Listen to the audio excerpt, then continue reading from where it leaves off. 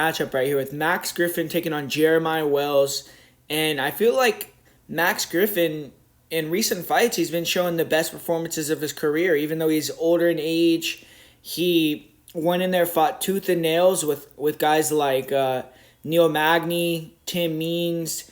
Even his last fight where he fought a young guy and Michael Morales, a good prospect, he took the first round off of him and he was able to make it a competitive fight. So I feel like Max Griffin has been looking really good recently. It's just after that loss to Morales where he probably got really hyped up and he was really, I don't know if you could say confident, but he was in a great position where if he would have beat a young prospect like Michael Morales, an undefeated guy, he would have been given a top 15 opponent.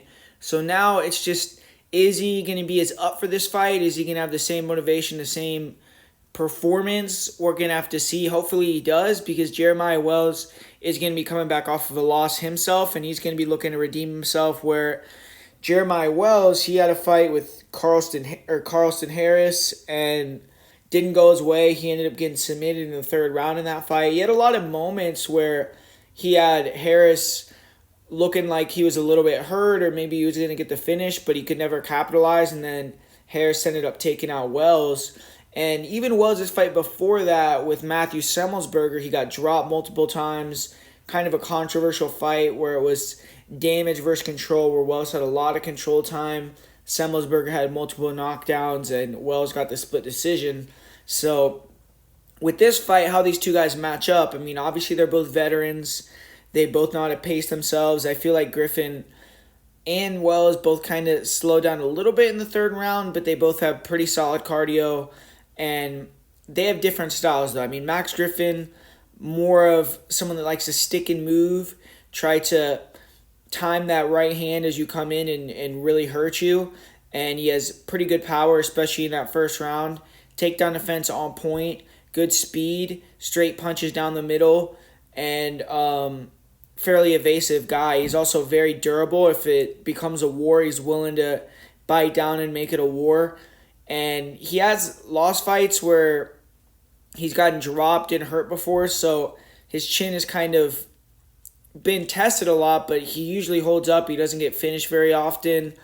And he has been taken down in fights, but his takedown defense is pretty on point if you ask me. And in this fight with this matchup, you have to imagine his wrestling defense is going to be pretty solid. I mean, he's going to have been worked on it through his whole camp. And he's just going to be looking to time Jeremiah Wells' blitzes. I mean, Jeremiah Wells on the feet, that's really all he has. Even though he's a very explosive, dangerous guy, I'm not saying you can discount his striking entirely, but really with the striking for Jeremiah Wells is he's a shorter guy with the long arms, so that's a little bit deceptive, and then very explosive. He can close the distance quick and close the gap throwing really strong, heavy punches, and then either can catch you and knock you out, which we've seen him do, or uses that explosive entry to level change, take you down, and then he could just maul you on top. He has great top control. He could finish you when he can get to the back or a dominant position, and that's really his whole team over there at Renzo Gracie over there. They all have that same kind of style, so I feel like Jeremiah Wells, you know what he wants to do, and you know what Max Griffin's going to be trying to do. He's going to be trying to snipe him with the straight punches, just like we saw Matt Semmelsberger do, where Semmelsberger sat down Wells a couple times, and instead of just knocking him down, Griffin's going to be looking to capitalize and get the knockout.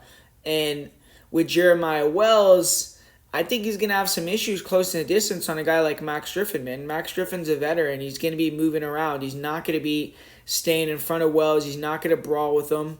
And I feel like Wells is going to have a little bit of an issue closing that gap. Straight punches definitely beat hooks and winging shots, so I think Griffin will land first. He has the reach advantage.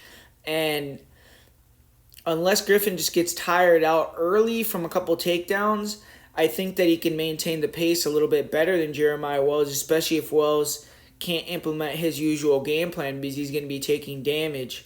So I'm going to slightly lean towards Max Griffin to pick up the upset here. I just feel like he could use his evasive movement, use his straight punches, time Wells coming in and either knock him out or do damage, make Wells a little bit hesitant to blitz in, And I don't think Wells is just going to be able to blanket him for 3 rounds straight. If he does, then that's his path to victory. And then obviously he could catch Griffin and knock him out with one punch. But I'm going to say Max Griffin goes out there and gets the knockout himself.